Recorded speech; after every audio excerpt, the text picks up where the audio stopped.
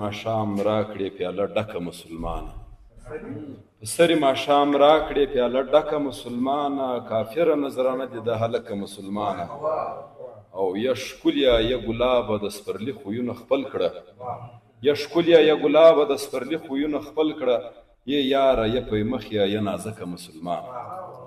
د مشاعرې په دې برخه کې بلنه ورکوم غزنوي پښتون صاحب ته چې راشي تاسو خپله غزل واوروي. غزنوي پښتون.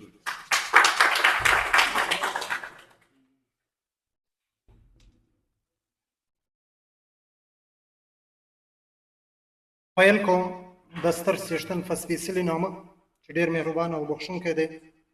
د نننۍ غونډې د محترم صدر او د ټولو وزیرانو په اجازه یو غزل ده چې دا صاحب څه تکراري ده. وایي چې امن راسي خوشحالي هلته په خپله راځي، چې امن راسي خوشحالي هلته په خپله راځي، او چیرې چې جنگ وي بیا مرګی هم بې اجله راځي. ډېره مننه شهزاد صاحب. چې امن راسي خوشحالي هلته په خپله راځي، چې امن راسي خوشحالي هلته په خپله راځي، او چیرې چې جنگ وي بیا مرګی هم بې اجله راځي. او سترګې مې برېښي مخامخ درته کتلی نه سم. ډاکټر برکت شاه صاحب وایي سترګې مې برېښي مخامخ درته کتلی نه سم، او لکه د لمر تیزې شغلې دي له چارګله راځي.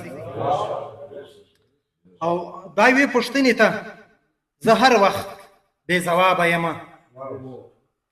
دا یوې پوښتنې ته زه هر وخت بې ځوابه یم، چې به یووالی د پښتون په قام کې کله راځي. ډېره مننه، ډېره مننه شهزاد صاحب. دا یوې پوښتنې ته زه هر وخت بې ځوابه یم، دا یوې پوښتنې ته زه هر وخت بې ځوابه یم، او چې به یووالی د پښتون په قام کې کله راځي. محترم رایاب صاحب ستا توجه غواړم. وایي هغه یتیمه چې د پلار په مرګ خبره نه وه،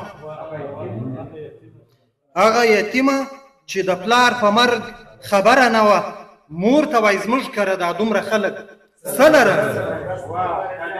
ډېره مننه. وایي هغه یتیمه چې د پلار په مرګ خبره نه وه، وایي مور ته وایي زموږ کره دا دومره خلک سله راځي.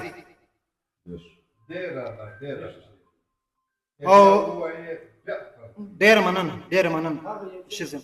هغه یتیمه چې د پلار په مرګ خبره نه وه، مثال ماشومه ده به خبر نه و چې دا رش ولې جوړي. وایي هغه یتیمه چې د پلار په مرګ خبره نه وه، وایي مور ته وایي زموږ کره دا دومره خلک سله راځي.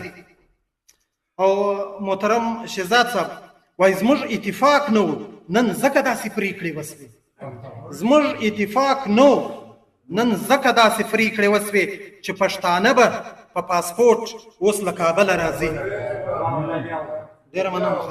وایي زموږ اتفاق نه و نن ځکه داسې پرېکړې وسوې چې پښتانه به په پاسپورټ اوس له کابله راځي.